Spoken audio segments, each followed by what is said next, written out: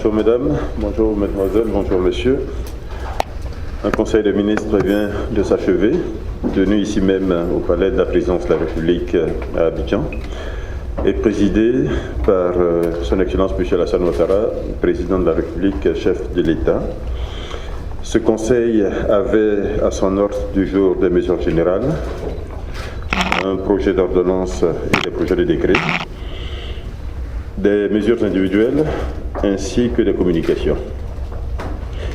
Au chapitre des mesures générales, projet d'ordonnance, le Conseil a adopté au titre du ministère auprès du Premier ministre chargé de l'économie et des finances une ordonnance portant modification de la loi numéro 2014-136 du 24 mars 2014 qui porte réglementation des bureaux d'information sur le crédit, les BIC, qui sont l'équivalent de ce qui existait par le passé, qui constituait la centrale des risques. La présente ordonnance dispense les banques et les établissements financiers de l'obligation de recueillir le consentement préalable des clients ayant bénéficié de prêts avant le 21 avril 2014, date d'entrée en vigueur de la loi susmentionnée, donc portant réglementation des bureaux d'information et de crédit. Cette loi avait été prise pour permettre aux banques de disposer, aux banques et à l'ensemble du monde financier de disposer d'une information crédible sur la crédibilité justement des personnes qui veulent accéder au crédit. La loi s'était limitée aux nouveaux demandeurs de crédit et l'ordonnance ici étend cette demande à tous ceux qui ont des crédits non encore totalement remboursés. Donc cela permet d'avoir une vision plus complète, une vue plus complète sur l'ensemble des demandeurs de crédit. Cette mesure permettra non seulement d'assurer la collecte d'informations capitales pour la sécurité et le fonctionnement du système financier, mais permet également de se conformer au principe de diffusion des informations sur le crédit, un principe prôné notamment par la Banque mondiale dans son programme Doing Business relatif à l'environnement des affaires dans le monde. Au chapitre des projets de décret, au titre du président de la République, le Conseil a adopté 2 décrets, un décret portant attribution du ministre d'État auprès du président de la République chargé du dialogue politique et des relations avec les institutions de la République, et un deuxième décret portant attribution du ministre auprès du président de la République chargé de la Défense.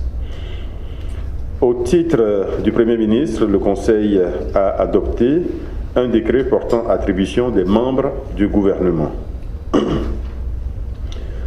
Troisièmement, dans ce chapitre des projets de décret, au titre du ministère de la Santé et de l'Hygiène publique, le Conseil a adopté un décret portant code d'éthique et de déontologie des praticiens de la médecine et de la pharmacopée traditionnelle. Ce décret intervient en application de la loi 2015-536 du 20 juillet 2015 relative à l'exercice et à l'organisation de la médecine et de la pharmacopée traditionnelle qui prévoit justement la prise d'un code d'éthique et de déontologie à suivre par l'ensemble des praticiens de la médecine traditionnelle. Ce décret organise un ensemble de règles qui exigent des praticiens de la médecine traditionnelle une certaine connaissance, un certain savoir-faire, l'obligation et l'habileté qui se rattachent à toute démarche de soins, notamment une démarche diagnostique d'abord et ensuite une démarche thérapeutique. À cet effet, ce décret interdit, notamment aux praticiens de la médecine traditionnelle, tout acte de publicité dans l'exercice de leur art. On voit partout des publicités dans la ville d'Abidjan, on voit des publicités dans les journaux, souvent même à la télé, donc désormais ces publicités sont interdites. Par ailleurs, il est interdit l'usage du titre de docteur ou de professeur ou de tout autre titre de la médecine conventionnelle par les praticiens de la médecine traditionnelle, parce qu'on le voit là aussi partout. Et autre élément, il est proscrit l'usage des parties du corps ou d'organes humains aux fins thérapeutiques de médecine traditionnelle. Là aussi, chacun le comprend, on prend des cheveux, on prend souvent même d'autres parties plus vitales du corps humain pour soi-disant soigner des gens. Donc désormais, tout cela est proscrit. Évidemment, ces mesures concernent ici les personnes qui prodiguent des soins, donc qui pratiquent effectivement cet art-là. Ici, il exclut tous ceux qui font du charlatanisme, les marabouts, les féticheurs, etc. Ceux-là ne sont pas concernés évidemment par les mesures qui sont prises ici. Nous passons au chapitre des mesures individuelles. Au titre du ministère des Affaires étrangères, le Conseil a donné son accord en vue de la nomination de M. Aka Amon Kassi Sylvestre, actuellement ambassadeur de la Côte d'Ivoire près la République fédérative du Brésil, en qualité d'ambassadeur extraordinaire et plénipotentiaire de la République de Côte d'Ivoire près la République du Paraguay, avec résidence à Brasilia. Il s'agit donc d'une extension de territoire. C'est la même chose pour l'ambassadeur Largaton Gilbert Ouattara, actuellement ambassadeur de Côte d'Ivoire près la République d'Autriche, qui est nommé en qualité d'ambassadeur extraordinaire et plénipotentiaire près la République de Slovaquie, avec résidence à Vienne. Monsieur Aboulaye Cissé, actuellement ambassadeur de Côte d'Ivoire près la République d'Iran, est quant à lui nommé ambassadeur extraordinaire et plénipotentiaire de la République de Côte d'Ivoire près la République du Turkménistan, avec résidence à Téhéran. Madame Edge Herzberg est, je reprends la formulation. Le Conseil a par ailleurs donné son accord en vue de la nomination de Madame Edge Egbers en qualité d'ambassadeur extraordinaire et plénipotentiaire du Royaume de Norvège près la République de Côte d'Ivoire avec résidence à Accra, au Ghana. Le Conseil a enfin donné son accord en vue de la nomination de M. Mansour Pangeran en qualité d'ambassadeur extraordinaire et plénipotentiaire de la République d'Indonésie près la République de Côte d'Ivoire avec résidence à Dakar, au Sénégal. Deuxièmement, au titre du ministère de la Promotion, de la Jeunesse, de l'Emploi, des Jeunes et du Service civique, le Conseil a donné son accord en vue de la nomination des membres du Conseil d'orientation de l'Agence nationale pour l'insertion et l'emploi des jeunes, dénommée Agence Emploi Jeunes. Je vous donne donc la liste des nominations qui ont été autorisées ce matin par le Conseil des ministres. Ainsi, sont nommés membres du Conseil d'orientation de l'Agence nationale pour l'insertion et l'emploi des jeunes les personnes ci-après. Représentants de l'État. Présidence du Conseil d'orientation, au titre du ministère de la Promotion de la Jeunesse, de l'Emploi des Jeunes et du Service civique, M. Sidi Timoko Touré, ministre de la Promotion de la Jeunesse, de l'Emploi des Jeunes et du Service civique. Sont nommés membres du Conseil d'orientation. Au titre de la présidence de la République, M. Fidel Sarasoro, conseiller spécial et assistant spécial du président de la République. Au titre de la primature, M. Pierre Ayou Nda, conseiller technique. Au titre du ministère de l'Emploi et de la Protection sociale, M. Ngo Bakayoko, directeur de cabinet. Au titre du ministère de l'Industrie et des Mines, Mme Angoua Eouman Chantal, conseiller technique. Au titre du ministère du Plan et du Développement, M. Sissé Aboubakar, conseiller technique. Au titre du ministère de l'Enseignement technique et de la formation professionnelle, M. Bouedi Aouti Philippe, conseiller technique. Au titre du ministère du Commerce, M. Nguessan Essis Job, conseiller spécial. Au titre du ministère des Ressources animales et halieutiques, M. Yao Kwadio Abissa, directeur des ressources humaines. Au titre du ministère de l'Agriculture et du Développement rural, M. Traoré Salif, inspecteur général. Au titre du ministère de l'Entrepreneuriat national, de l'Artisanat et de la promotion des PME, M. Abou Bané, directeur de cabinet. Au titre du ministère auprès du Premier ministre chargé du budget et du portefeuille de l'État, M. Agbo Jean-Luc André, conseiller technique. Au titre du ministère auprès du Premier ministre chargé de l'économie et des finances, Mme Latro Né Esso nomme Marie, conseiller technique. Sont nommés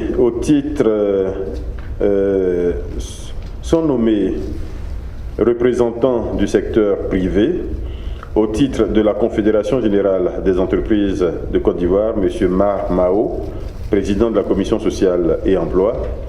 Au titre de l'Association professionnelle des banques et établissements financiers de Côte d'Ivoire, M. Yao Conan Dominique, chargé d'études. Au titre de l'Association professionnelle des systèmes financiers décentralisés de Côte d'Ivoire, M. Tanoué Cyril, directeur exécutif de l'APSFD Côte d'Ivoire. Au titre de la Chambre de commerce et d'industrie de Côte d'Ivoire, M. Conan Désiré, directeur de l'appui aux entreprises. Sont nommés représentants des partenaires au développement. Au titre de la Banque africaine de développement, M.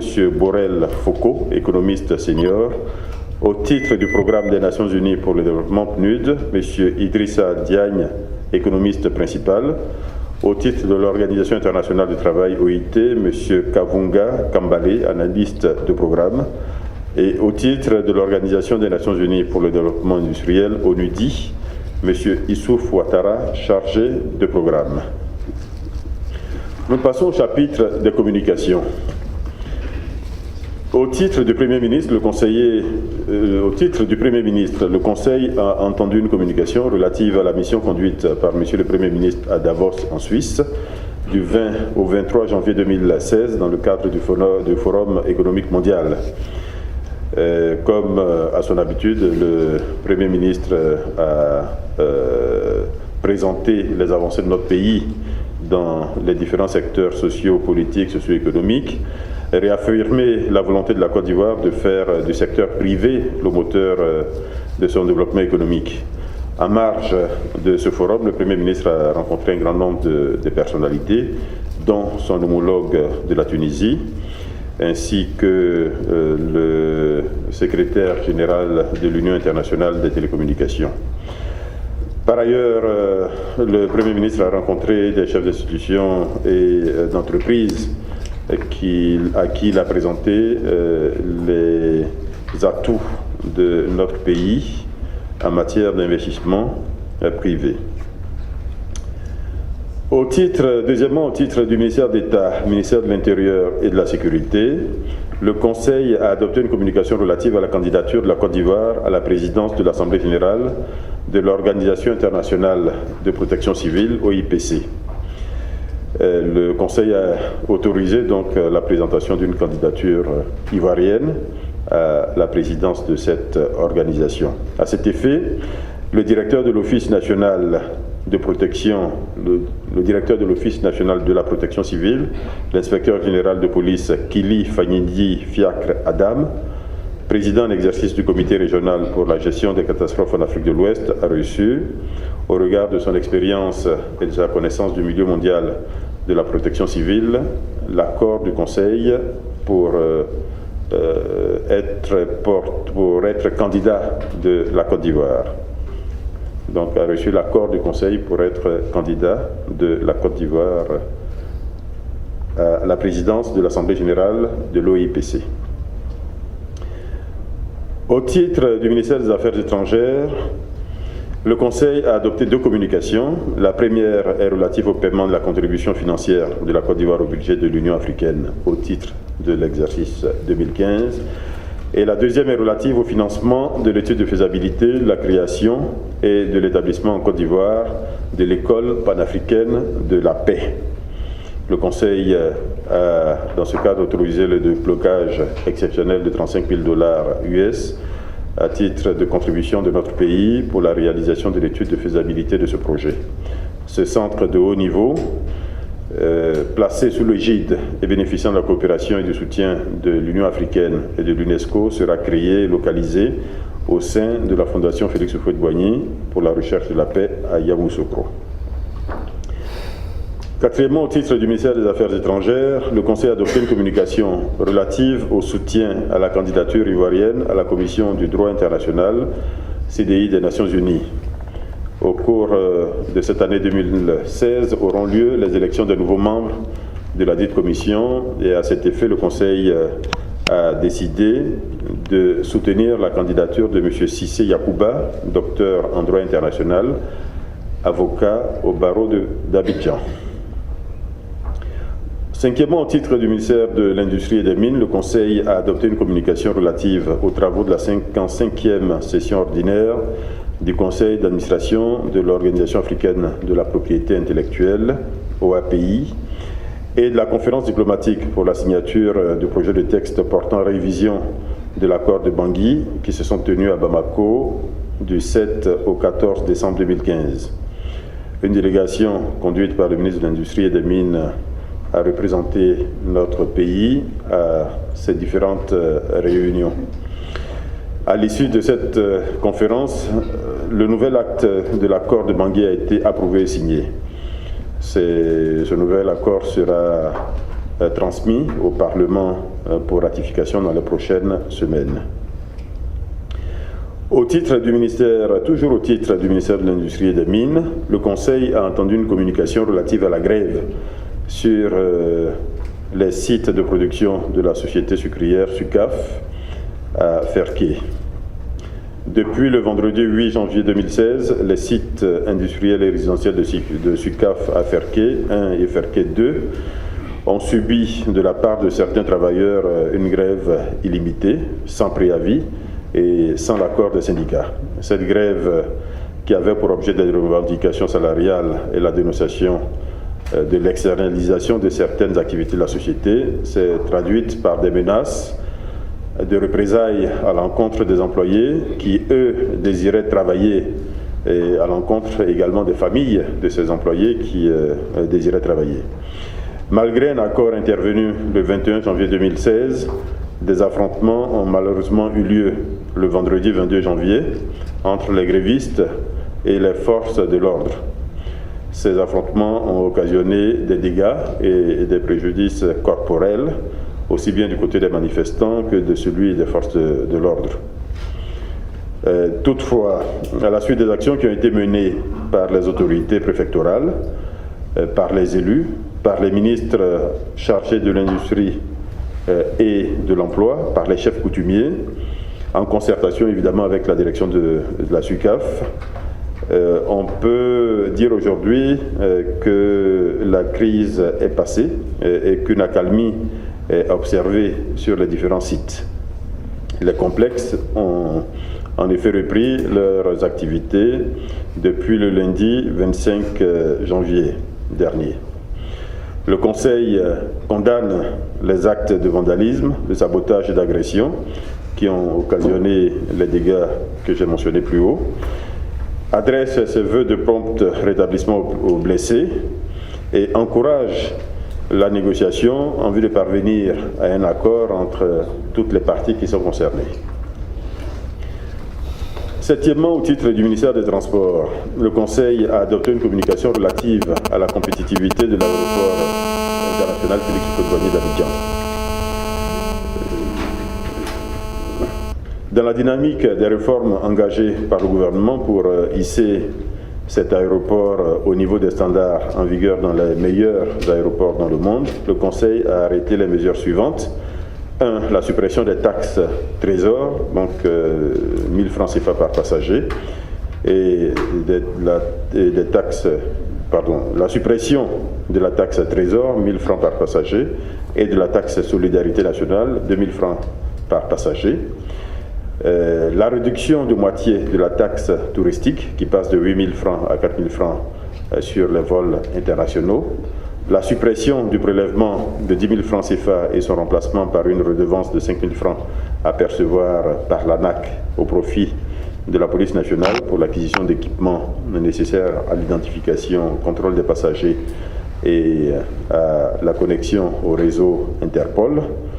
Et l'annulation des dispositions de la note de service de la Direction générale des impôts relative à l'augmentation de la taxe communale aéroportuaire qui de ce fait reste fixée à 1000 francs CFA par passager. Ces mesures vont contribuer à faire de l'aéroport Félix Houphouët-Boigny d'Abidjan l'un des plus compétitifs de l'Afrique de l'Ouest L'objectif étant, comme nous l'avons à plusieurs reprises dit ici, d'en faire un hub sous-régional. D'autres mesures, évidemment, seront prises prochainement. Tout cela dans le sens d'accroître la compétitivité de cet aéroport.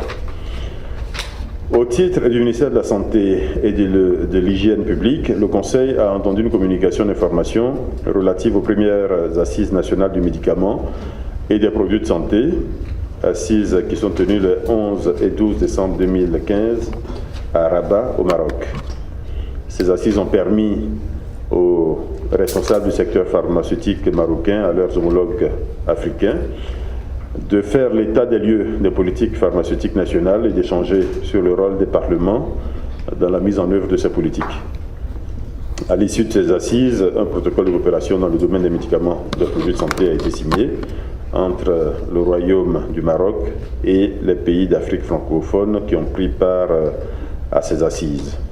Ce protocole prévoit notamment l'échange, le partage de savoir-faire, d'expérience, d'expertise, en ce qui concerne notamment la politique pharmaceutique, le contrôle de qualité des médicaments, la promotion du médicament générique, la formation des cadres, ainsi que l'ouverture des marchés et la facilitation des échanges commerciaux en matière de médicaments et de produits de santé. Neuvièmement, donc, au titre du ministère de la Communication, le Conseil a adopté une communication relative au Forum des médias sur le continent africain tenu à Marrakech, au Maroc, du 17 au 19 décembre 2015. La délégation ivoirienne était évidemment conduite par la ministre en charge de la communication. Dans le cadre de la mise en œuvre des recommandations issues de ce forum, le Conseil a arrêté les mesures suivantes. 1. L'installation de l'Observatoire panafricain d'évaluation de la liberté de la presse sur le site abritant la direction des ressources humaines du ministère de la Communication à Cocody. La signature d'un partenariat avec le ministère marocain de la Communication en vue de l'envoi d'un contingent annuel de journalistes au centre de formation de Jda. Et troisièmement, l'institutionnalisation de la journée du 6 octobre comme journée africaine d'autorégulation des médias et de protection des journalistes, chose qui, je pense, vous concerne tous ici. Dixièmement, au titre du ministère, auprès du Premier ministre chargé du budget et du portefeuille de l'État, le Conseil a adopté une communication relative à l'application du système comptable ouest-africain SISCOA, révisé en Côte d'Ivoire. Dans le cadre de l'application en Côte d'Ivoire du système comptable ouest-africain, donc SISCOA, révisé, les entreprises devront se conformer aux mesures suivantes.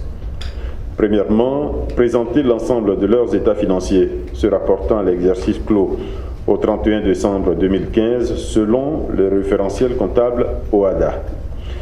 Deuxièmement, procéder au passage au référentiel OHADA pour les entreprises dont les comptes ont été établis au 31 décembre 2015 selon le référentiel SISCOA révisé, cela avec un accompagnement de la Direction générale des impôts. Un groupe de travail comprenant le Conseil national de la comptabilité, la Direction générale des impôts et le secteur privé sera mis en place afin d'évaluer l'impact fiscal du SISCOA révisé avant sa mise en œuvre effective dans notre pays. Voilà, mesdames, messieurs, les points qui ont fait l'objet d'échanges ce matin au Conseil des ministres. Juste 2-3 points d'information. C'est premièrement le voyage qu'entreprendra le chef de l'État à partir de demain pour participer au sommet de l'Union africaine à Addis Abeba en Éthiopie, sommet à l'issue duquel le chef de l'État s'envolera pour la France, où il aura des échanges avec son homologue français. Et le chef de l'État a informé le Conseil de la visite officielle en Côte d'Ivoire prévue le dimanche 28 et le lundi 29 février 2016 du président Erdogan de Turquie. Voilà, mesdames, messieurs, l'essentiel de ce qui a été évoquées ce matin en Conseil. Je me tiens à votre disposition pour prendre des questions, évidemment.